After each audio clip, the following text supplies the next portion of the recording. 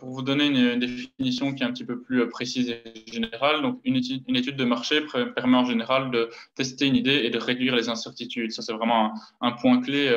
Il y en a plusieurs qui l'ont mis. Réduire les incertitudes, pourquoi? Parce que ça va justement vous permettre de faire si vous voulez, une phase de pré-test pour votre produit, donc de savoir si votre produit va plaire aux consommateurs. Si par exemple, vous avez pour intention de sortir un projet qui sort complètement de l'ordinaire, si jamais vous ne faites pas d'études de marché, vous allez investir parfois des sommes fort conséquentes dans ce projet-là pour finalement le lancer après et seulement vous rendre compte que le produit ne plaît pas du tout pour X ou Y raison. Donc c'est pour ça que c'est vraiment important pour vous de faire une étude de marché pour votre projet, voir si la réponse des gens est positive et si les gens trouvent que votre projet est bien, alors à ce moment-là, vous allez pouvoir lancer votre projet. Et vu que vous avez déjà eu un retour du marché, donc de vos potentiels clients, vous savez que votre projet a quand même beaucoup de chances de réussir. Donc c'est pour ça que ça réduit les risques. Donc, c'est le meilleur moyen de connaître les chances de succès avant de se lancer. Ben voilà, comme j'ai dit, ça vous donne vraiment un retour de la part des consommateurs, voir si votre produit plaît ou ne plaît pas et quelles modifications vous pouvez faire sur votre projet pour que ça plaise mieux au marché. Ces données permettent également de se fixer des objectifs commerciaux plus réalistes. Ben oui, si vous voyez que il y a quand même des avis mitigés, mais que globalement le retour est bon, vous allez peut-être lancer votre projet, mais dans un autre cas, si vous voyez que les retours sont uniquement bons, bah, ça vous permet peut-être de prévoir de faire un budget et de vous donner des objectifs qui sont plus réalistes parce que vous voyez déjà si le retour est entièrement positif ou s'il est un petit peu mitigé et que ça va peut-être conquérir moins de personnes. Donc voilà, je pense que tu peux aller à la slide suivante, Cindy. Ah ben non, c'est moi du coup. Alors, donc, on va commencer par parler de l'étude qualitative. Donc, ça va être un peu le challenge de cette séance, c'est de bien faire la différence entre l'étude qualitative et quantitative. Je ne sais pas du tout quel bagage vous avez, quelles sont vos connaissances, etc. Donc, je pars du principe que vous ne connaissez pas grand-chose aux études de marché. Alors, tu peux avancer, Théo, s'il te plaît. Donc, en général, quand on veut lancer son projet, que ce soit un produit, un service, on commence par une étude qualitative, pardon, et puis on passe à une étude quantitative. Alors, le but de l'étude quali, c'est d'essayer de comprendre les comportements des consommateurs, des potentiels clients, ainsi que leurs motivations, leurs freins, et d'arriver vraiment à comprendre quelles sont leurs attentes pour un produit ou un service. Et donc, pour donner un petit exemple, tout à l'heure, on avait l'idée des vêtements vintage ou non-genre, par exemple. Ben voilà, j'ai envie de lancer ma marque de vêtements, mais je ne sais pas quel genre de vêtements, puisque ça existe de toute façon déjà depuis. Enfin, c'est pas un concept, c'est pas un nouveau concept. Et une étude qualitative va permettre un peu d'identifier comme ça quels seraient les besoins du marché. Donc, tu peux passer à la dia suivante, Théo, s'il te plaît. Et donc, en d'autres termes, tu es allé un petit peu vite. C'est la dia avant. Voilà, non, oui, voilà.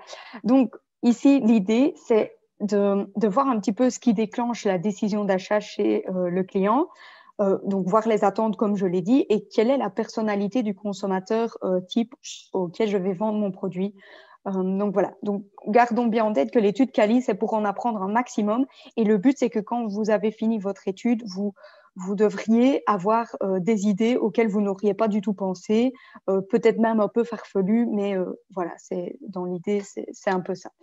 Une petite parenthèse, désolée, vous entendrez parfois une perruche, mais j'ai pas pu me mettre dans un endroit fermé, donc voilà, désolée pour ça. Alors, donc l'étude quali et quanti, les études quali et quanti se divisent en 6 grandes parties. Donc, on va toujours commencer par fixer un objectif d'étude. Je vais un peu vous expliquer en profondeur ce que c'est.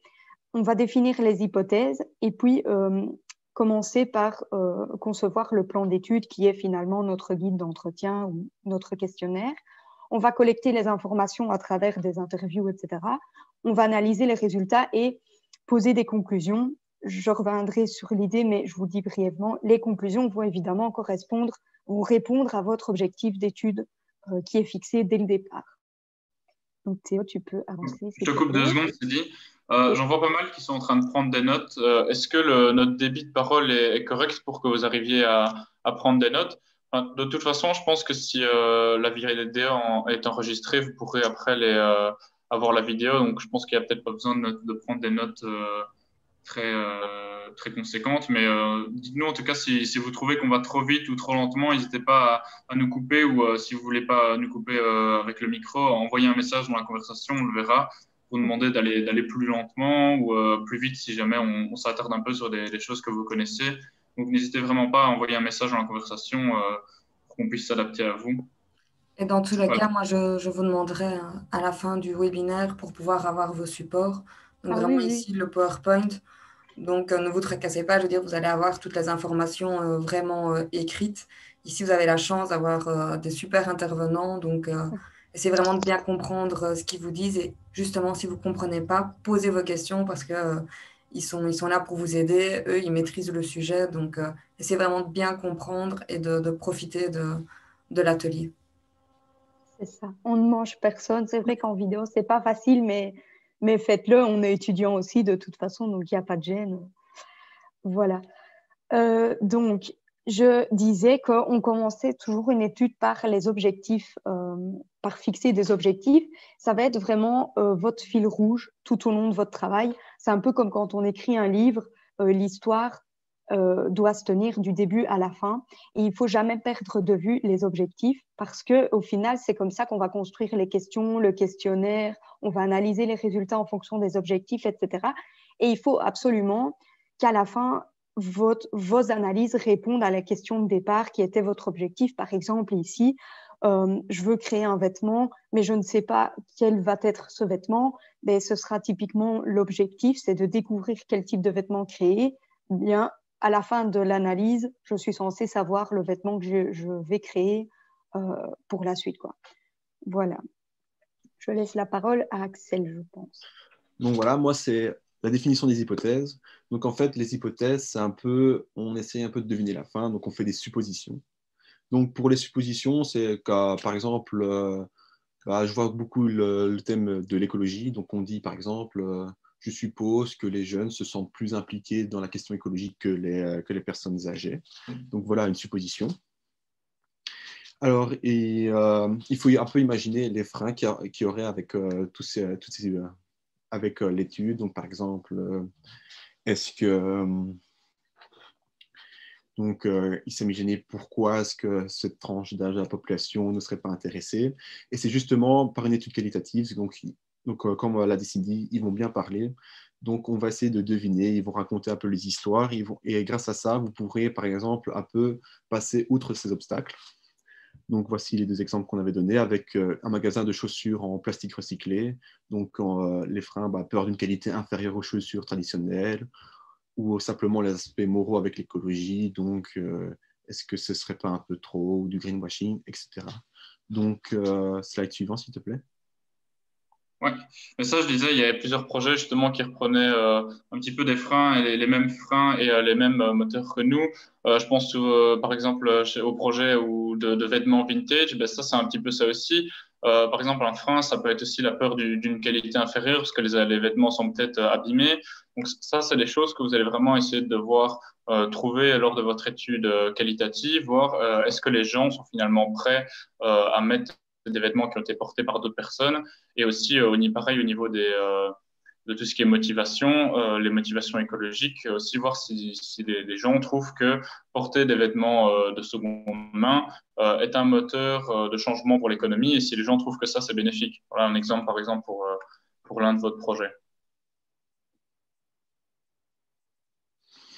Donc voilà, il y a la méthodologie. Donc là, il y a 2 types. Donc il y a l'entretien individuel et le focus group. Donc l'entretien individuel, c'est quelque chose de vraiment bien. Donc en gros, c'est soit on interviewe une seule personne ou alors par exemple qu'on voit dans la rue, on accoste les gens. Donc ça permet vraiment d'avoir une discussion avec la personne. Donc si la personne accepte souvent, elle parlera volontiers. Sauf qu'il y a les plus gros problèmes avec ça, c'est que ça prend énormément de temps. Donc, c'est-à-dire, nous, on a déjà fait des études de ce genre. On a été à Dinan. Ça nous a pris une journée entière et on devait tout le temps courir, c'était vraiment fatigant.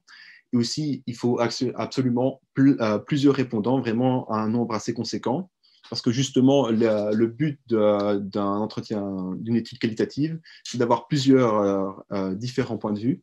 Et donc, à cause de ça, on est obligé un peu, on a la pression d'absolument courir partout. Et aussi, le problème avec l'entretien individuel, donc face-to-face, c'est que souvent, les gens ne vont pas répondre facilement à certaines questions gênantes. Donc, par exemple, j'avais vu une étude de MITI qui disait « Est-ce que vous trompez votre femme ?» Forcément, la personne ne va pas dire « Oh, moi, je trompe ma femme tous les mardis. » Donc, il faut faire attention aux questions qu'on pose pour pas que la personne soit mal à l'aise et qu'elle coupe court directement à la conversation. Donc, voilà pour l'entretien individuel. Tu peux changer de slide. Donc, le focus group. Donc, je vais vous expliquer qu'est-ce qu'un focus group. Un focus group, en fait, vous invitez un groupe de personnes. Donc, on va essayer que ce soit un peu diversifié, donc des jeunes, des vieux, avec des métiers différents. Et on va les faire parler autour d'un thème. Mais il faut faire attention, on va être du plus général. Donc, souvent, on commence par bonjour, comment allez-vous, qu'est-ce que vous faites comme métier. Et on va aller être de plus en plus précis. C'est un peu un entonnoir. Et donc, la question précise, ça sera en crescendo. Donc, par exemple, vous pouvez parler il y en a beaucoup qui parlent de l'écologie. Donc, on va parler vous sentez-vous impliqué dans tout ce qui est écologie? Et puis, à la fin, je vais reprendre mon exemple qui est avec les chaussures en recyclé. Est-ce que ça vous dérange de porter des vêtements ou des chaussures qui ont déjà été utilisées ou des choses comme ça? Donc, il faut être en crescendo. Et c'est vraiment bien parce qu'en fait, un focus group, les gens interagissent entre eux. Donc, ils réagissent à ce qu'ils disent en disant « oui, ce qu'il a dit, je suis d'accord et je rajouterai même ». Et donc là, on a vraiment la possibilité d'avoir vraiment plein d'avis. Il y a une belle dynamique de groupe qui se crée, c'est vraiment bien à voir. Mais il y a un gros souci, et c'est la pression sociale. Parce que souvent, une personne, quand elle analysera un peu la vie générale, elle ne va pas souvent aller contre la vie générale, et donc il y en a certaines qui vont être effacées. Il faut faire absolument attention à ça, que chacun participe et faire attention qu'un avis ne va pas un peu occulter un autre. Donc voilà, donc le focus group, sujet nouveau et innovant. Donc souvent les gens sont vraiment, c'est incroyable, ils ont plein d'idées, il ne faut pas avoir peur. Et l'implication des consommateurs, la co-création, eh bien, par exemple, Cindy qui est présente avec nous, elle nous a expliqué que quand elle avait un projet, c'était le développement d'une application, et que c'est justement en interagissant avec les autres qu'elle a pu créer son application parce qu'elle a découvert que les gens voulaient des fonctionnalités totalement innovantes qu'elle était capable de faire et qu'on pouvait appliquer. Et donc, c'est vraiment bien parce que ça vous permet en fait de créer votre application et que ça réponde aux attentes des consommateurs. Donc, slide suivante. Oui, je vais juste faire aussi une petite aparté. On aurait aussi pu rajouter dans les points négatifs que ça prend aussi beaucoup de temps. Parce qu'un focus group, pour pouvoir garder la qualité et que les gens se sentent à l'aise, il ne faut pas non plus qu'il y ait un groupe trop grand de personnes. Donc, on va dire une dizaine de personnes. C'est déjà bien. Donc, pour que on ait un maximum de qualité, un maximum d'idées, il faut quand même en prendre plusieurs. Et un seul focus group, ça peut prendre déjà plusieurs heures. Donc, il faut aussi vous imaginer que c'est quelque chose qui va prendre beaucoup de temps. Mais c'est quand même quelque chose qui est nécessaire parce que on a souvent un biais personnel. On a tendance à croire que tout le monde pense comme soit on pense. Alors qu'en général, c'est faux et c'est vraiment impressionnant quand on le fait pour la première fois de voir que simplement en parlant de votre produit, vous l'avez peut-être déjà fait à vos parents ou à votre famille, les gens vont venir avec plein d'idées ou aussi ils vont peut-être arriver avec des problèmes. Ils vont dire vous n'avez pas pensé à ça par exemple ou ça, ce serait bien de faire. Et du coup, ça va vous donner vraiment beaucoup plus d'idées. Mais comme on l'a dit, ça prend beaucoup de temps. Mais c'est quelque chose de nécessaire, quoi. Et je tenais aussi à rajouter pour tout ce qui est point négatif, c'est que c'est hyper chiant de savoir, en fait, on a un calendrier et que tout le monde arrive à la même date. Et ça, on dirait pas, mais quand on est une personne active ou alors qu'on a tous des horaires différents, c'est très dur à organiser. Et alors, souvent, ce qui est un point positif, c'est qu'on promet aux personnes d'avoir une petite collation, avoir une petite récompense et souvent, ils le prennent à la rigolade et c'est assez chouette. Donc, OK, est-ce que tu as changé de slide en fait? Théo? Oui, normalement, je suis passé à la slide après. Donc, en fait, sur les bases des hypothèses, comme on a fait, il faut trouver des répondants. Il faut trouver un type de répondant. Donc, c'est-à-dire, imaginons, je veux lancer ma mini-entreprise sur des vêtements streetwear. Et bien évidemment, le type de répondant, ce sera plus une catégorie jeune que âgée. Donc, il faudra un peu plus se focaliser sur eux, car sinon, on aura des réponses totalement biaisées parce que les personnes âgées ne seront pas intéressées par notre produit. Et alors, la deuxième partie, c'est très important, c'est qu'on doit partager en fait sur des groupes Facebook, dans vos connaissances, dans la rue, etc. Mais pour Facebook ou les réseaux sociaux, il faut faire super attention, car souvent, en fait, ce sont vos amis. Et vos amis, ils sont super gentils, ils sont super sympas, mais ils vont souvent aller dans votre sens. Donc, qu'est-ce que je veux dire par là? C'est qu'ils vont trouver votre idée géniale, c'est super, mais ils ne vont pas, en fait, un peu la remettre en question et vous dire les mauvaises choses. Donc, souvent, quand vous allez partager un truc sur vos réseaux sociaux, vous allez avoir plus de réponses positives que négatives. Et ça, c'est mauvais, en fait, parce que ça va complètement biaiser vos conclusions. Donc, ce qu'il faut essayer de faire, c'est un peu les partager. Sur Namur, on a par exemple Student Namur. Donc, les partager à des gens que vous ne connaissez pas, c'est vraiment la meilleure chose à faire. Je sais bien que c'est un peu compliqué et c'est un peu ça le challenge, mais il faut faire attention de ne pas avoir quelques biais qui arrivent. Donc, voilà. Donc, pour la collection d'informations, donc pour la création d'un guide d'entretien, en fait, c'est pour le focus group. Donc, vous prévoyez à l'avance, évidemment, vos questions. Vous n'allez pas aller sur le moment, dire « Oh, je vais poser ça comme question, etc. » Non, vous avez déjà tout un planning à faire afin que les questions en entonnoir soient bien respectées. Alors, la récolte des informations via les interviews. C'est assez compliqué parce qu'il faut demander à la personne au préalable si elle accepte, oui ou pas, de se faire enregistrer. Parce que sinon, il y a une perte d'informations si on n'enregistre pas. Donc, il faut demander. Et surtout, il faut faire attention que si elle ne veut pas, il faut, pour le guide d'entretien, il faut souvent qu'une personne soit sur le côté et elle note tout. Elle note. C'est un travail assez fastidieux parce que les personnes ont tendance à parler très vite. Donc, il faut faire gaffe. Donc, les principes de base. Donc, utiliser des questions ouvertes. Donc, que pensez-vous? Qu'est-ce que vous aimez dans ce service? C'est pour éviter en fait que les questions, pour que ce soit vraiment ouvert, que les gens se dévoilent un peu. Donc, quand on dit que pensez-vous de ceci, alors les gens vont essayer de. Souvent, les gens adorent parler, ils adorent s'entendre parler.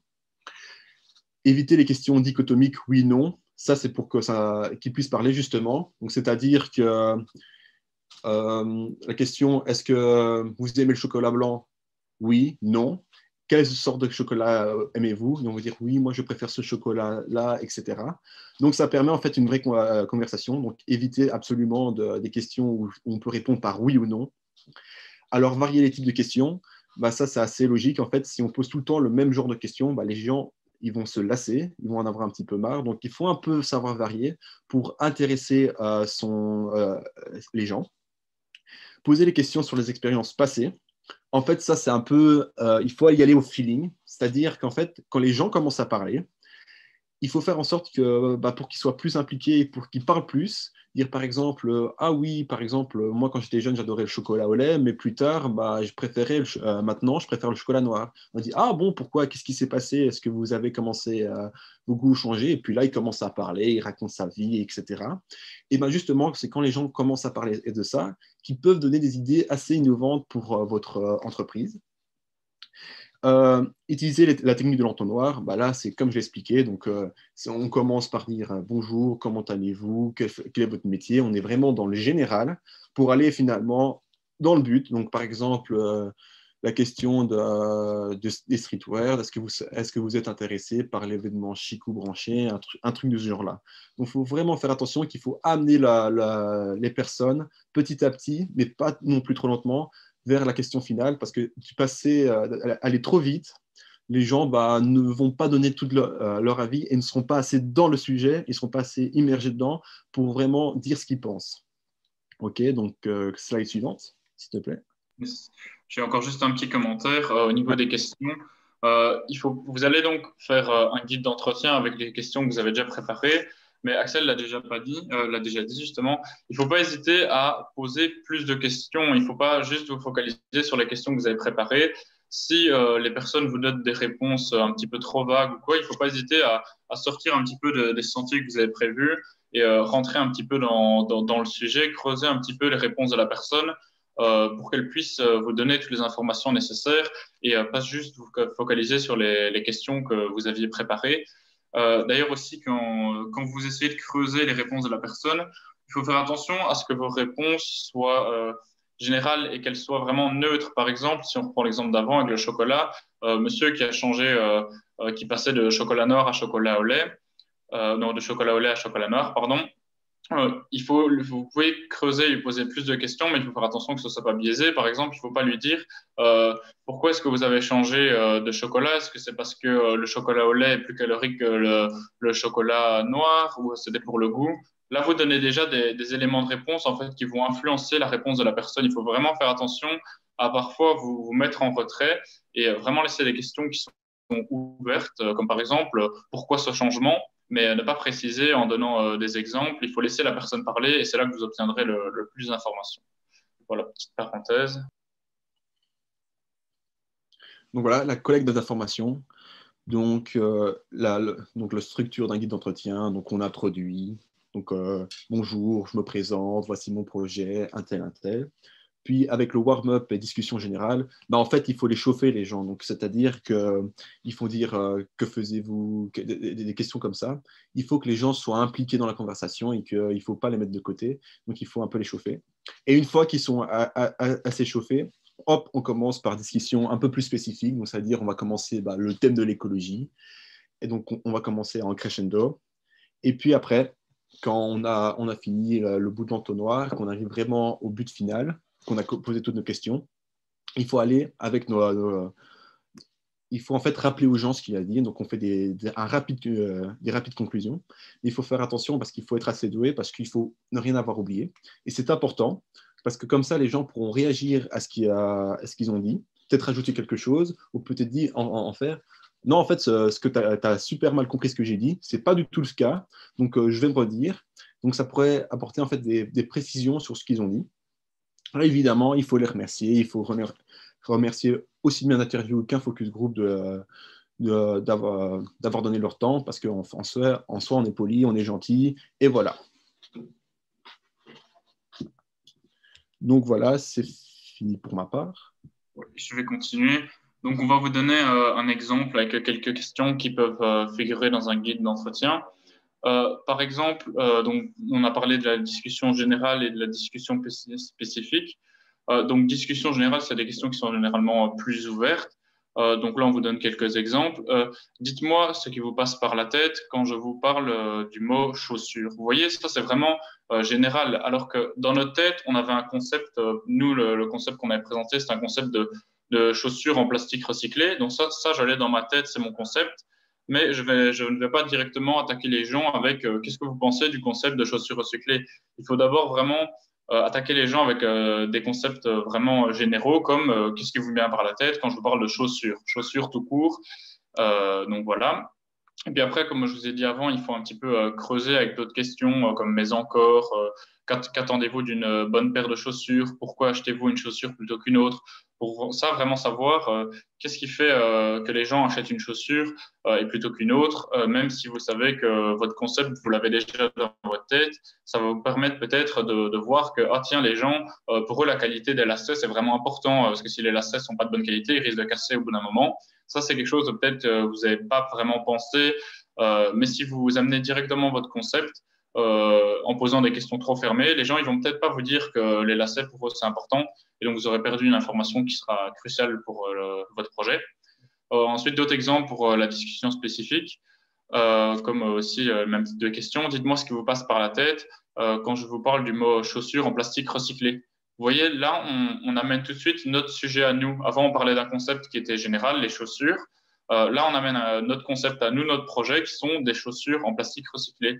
Et donc, pareil, après, là, on pose un petit peu les mêmes questions. On essaie de sonder les gens, voir si, pour eux, le fait que la chaussure soit en plastique recyclé plutôt qu'en caoutchouc, cuir, tout ce que vous voulez, c'est un bonus, c'est un malus, c'est voir si le concept peut plaire aux gens.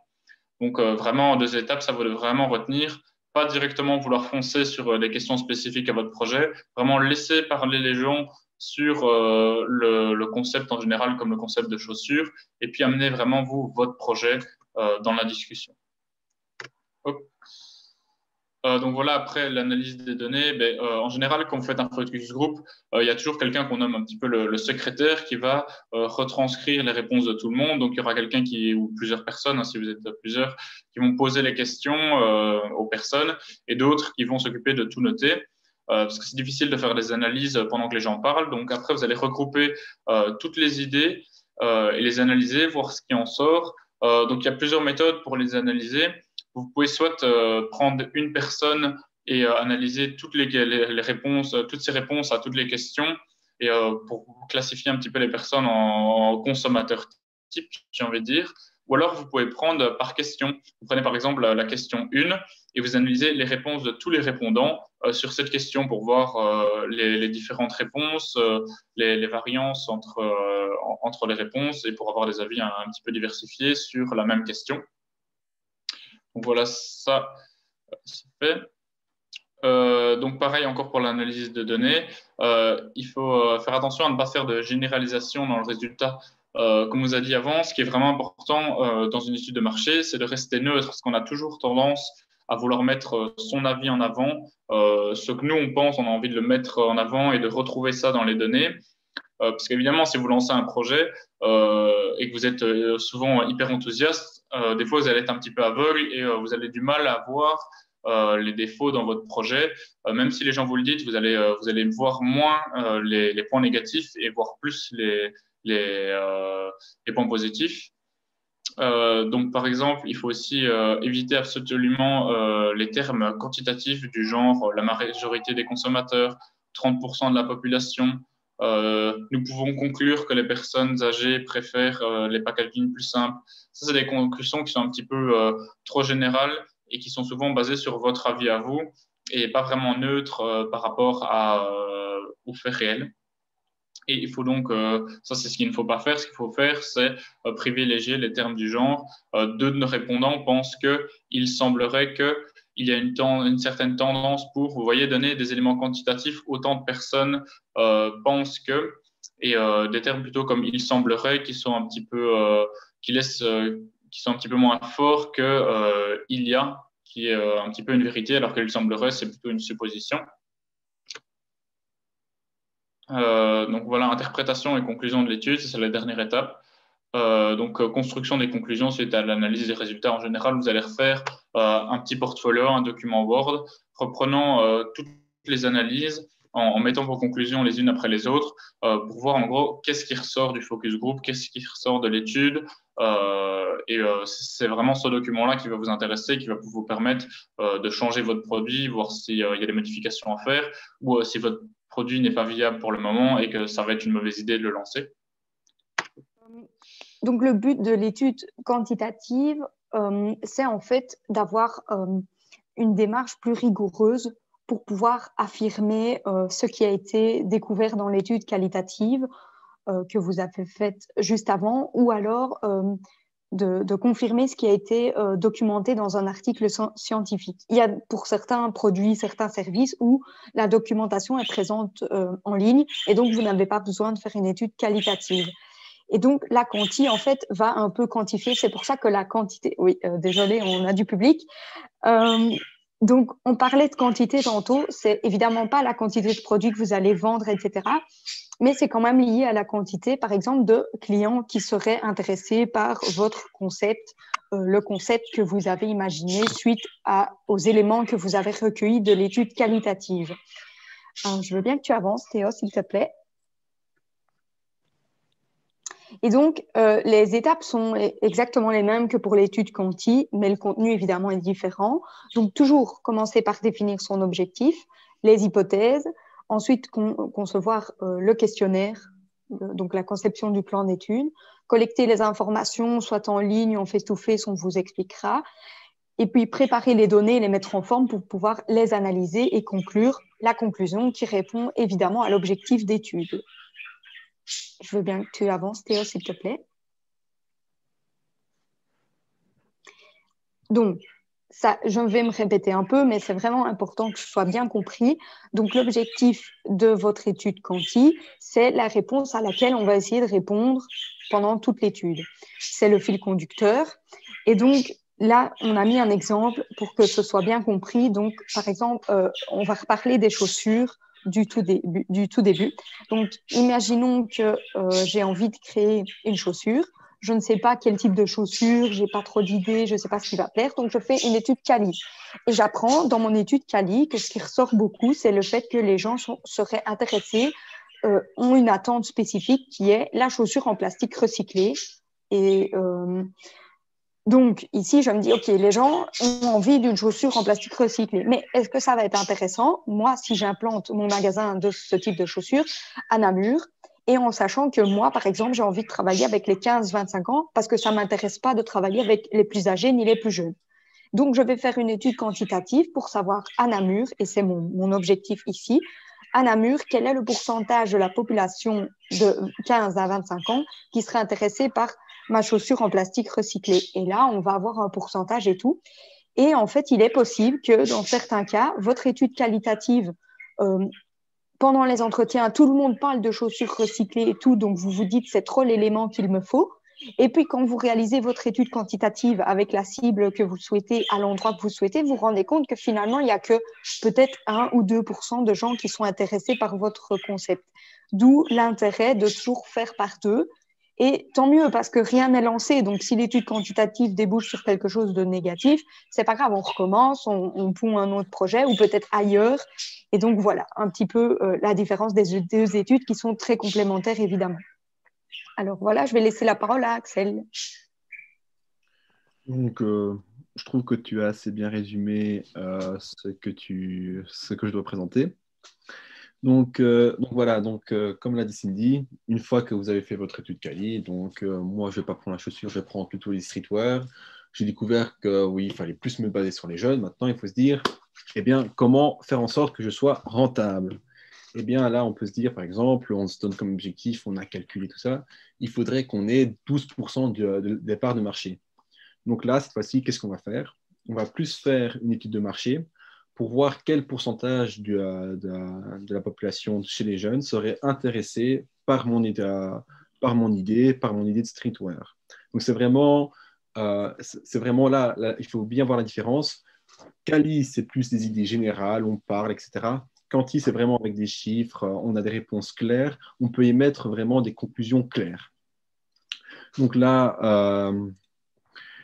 par exemple, il y a les exemples. Les athlètes qui pratiquent un sport comme la musculation ou le crossfit ont tendance à accorder plus d'importance à la nutrition que les sportifs pratiquant d'autres sports.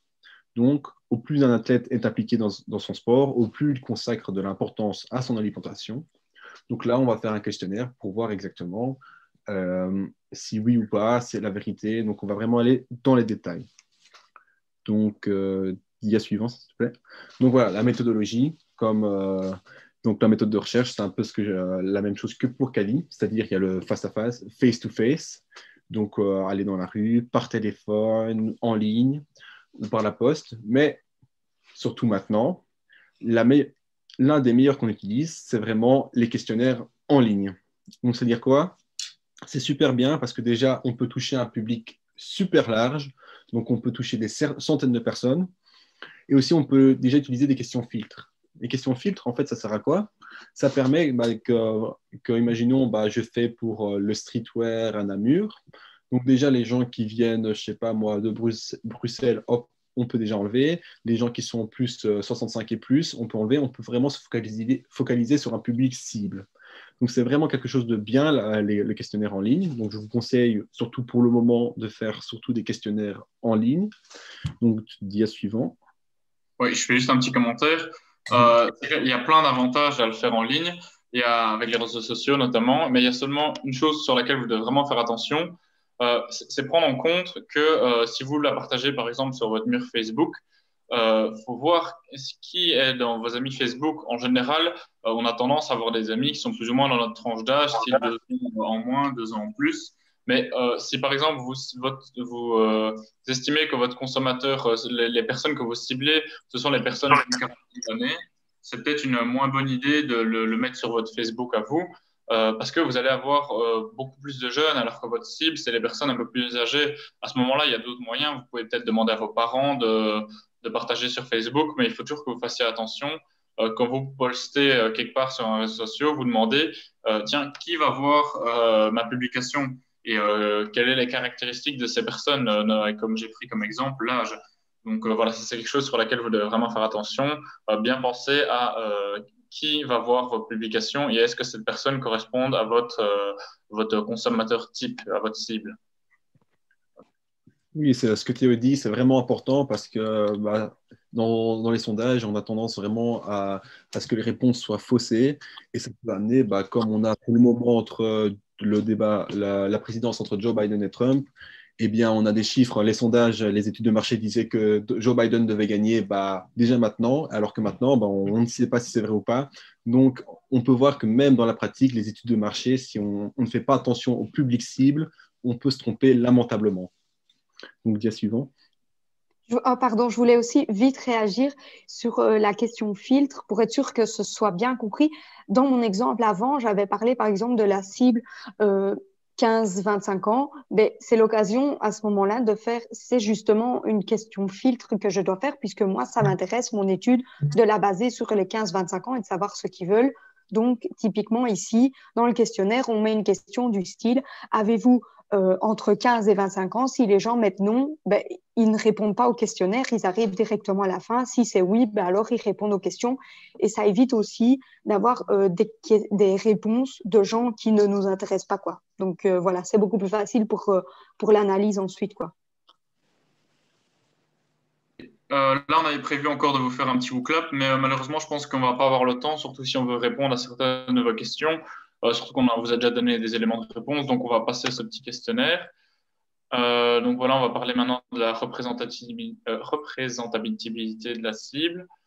Je sais plus. Petite seconde. Voilà. 2 secondes, je redémarre le diapo.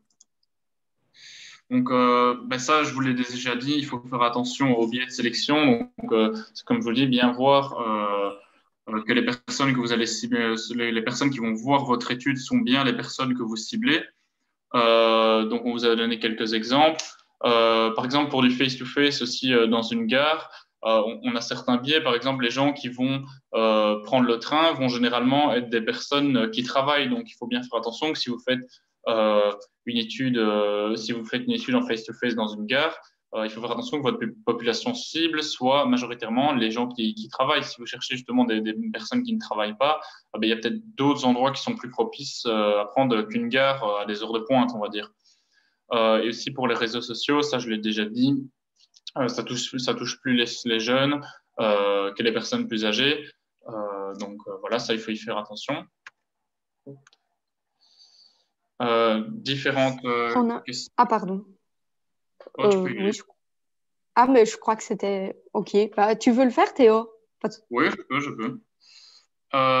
Donc, on va vous présenter différents types de questions que vous posez. Donc, c'est la manière avec laquelle vous allez mesurer les réponses des répondants. Donc, on a séparé 3 types. Les questions ouvertes, les questions fermées et les questions structurées, avec chaque fois des exemples.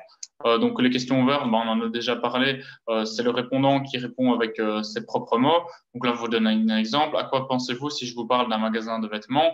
Ça ressemble fort, comme dans le focus group qu'on vous a expliqué pour les études quantitatives, aux questions un petit peu d'échauffement qui restent vraiment générales, où vous ne donnez pas du tout de détails. Ensuite, les questions fermées. Ça, c'est vraiment des questions qu'on appelle dichotomiques, où on répond par oui ou par non. Donc, par exemple, aimez-vous le vin?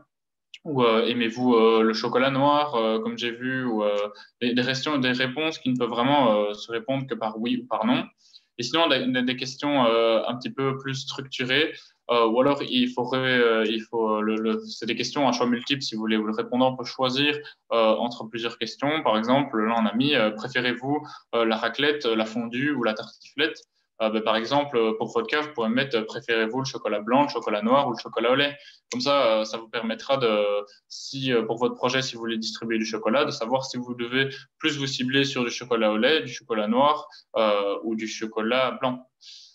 Donc voilà, ça c'est très utile aussi. Et ensuite, les différentes échelles. Donc, je continue, hein, Théo, enfin n'importe. Oui, tu peux continuer si tu veux.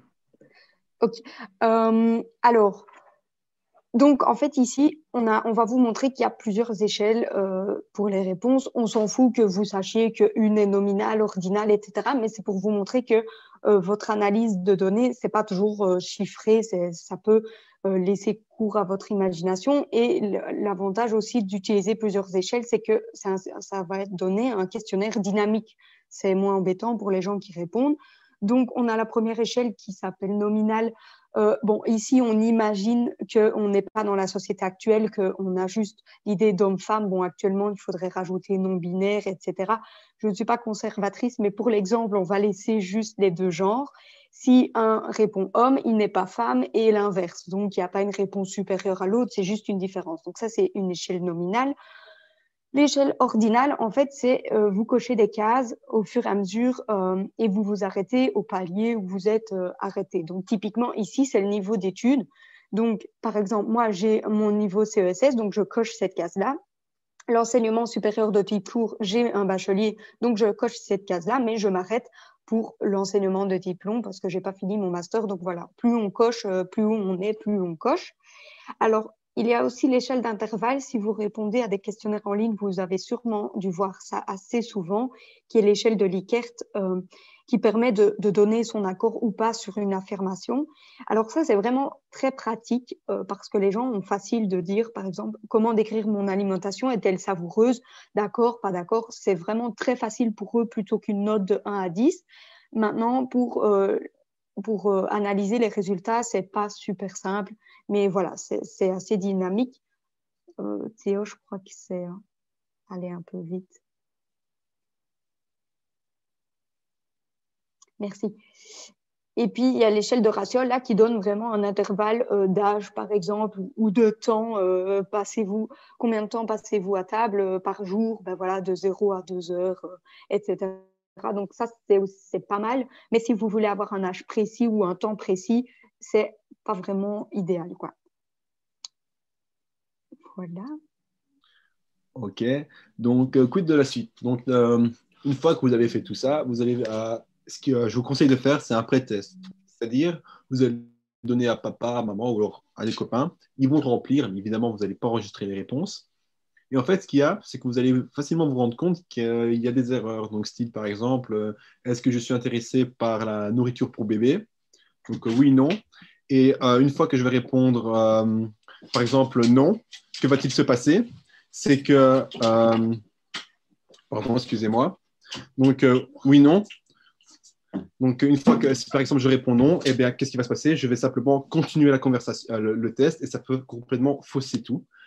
Donc, il faut faire attention à ça. Donc, l'analyse, bah, là, je vous conseille de faire, c'est de mettre tout sur une feuille Excel. Une fois que c'est sur une feuille Excel, qu'est-ce qui va se passer? Eh bien, ce sera beaucoup plus facile à gérer. Donc, préparation des éléments visuels. Je vous conseille vraiment de faire ça, c'est vraiment plus poignant. Donc, qu'est-ce qui est bien? Eh bien, en fait, vous pouvez utiliser tout ce qui est graphique en bâtonnet ou en camembert. Et donc, les gens, directement, quand ils vont voir ça, ils vont voir ce que vous voulez dire. Et l'interprétation des conclusions, donc, c'est vraiment, vous allez faire une conclusion finale comme vous pouvez déjà faire maintenant. Donc, graphique suivant. Diapo suivante. Donc, voilà. Il y a vraiment deux choses vraiment importantes. C'est le Sphinx. C'est vraiment super bien, mais malheureusement, c'est payant. Je sais bien que certaines écoles ont l'accès gratuit. Donc, renseignez-vous auprès de votre école parce que c'est vraiment ce qu'on utilise à l'université. Mais ce qui est gratuit, c'est aussi Google Forms. Alors, Google Forms, c'est super bien. Alors, c'est assez intuitif parce que tout le monde a déjà utilisé Google. Donc, c'est vraiment dans l'environnement de Google et surtout, c'est gratuit. Donc, je vous conseille d'utiliser ce genre de logiciel. D'ailleurs, je pense que pour vos études de marché, vous allez sans doute utiliser Google Forms. Donc, voilà. Est-ce que vous avez... Pardon, Axel. Je voulais juste rajouter, Sphinx, c'est aussi très intuitif et on utilise ça à l'UNIF, mais c'est évidemment possible à tous. Du moment que vous savez lire, en fait, il n'y a vraiment aucun souci, il ne faut pas avoir peur. Et ce qui est chouette sur Sphinx, c'est qu'on vous donne directement à côté les graphiques de vos résultats. Donc, c'est un peu moins fastidieux d'implémenter les données sur Excel parce que vous avez directement les résultats avec, comme Axel le disait, des graphiques en camembert, en bâtonnet ou peu importe. Donc, c'est pas mal. Franchement, si vous savez avoir un accès gratuit, moi, je pense que c'est mieux d'utiliser Sphinx. Mais voilà, c'est peut-être une question de préférence simplement, mais n'hésitez pas à aller voir.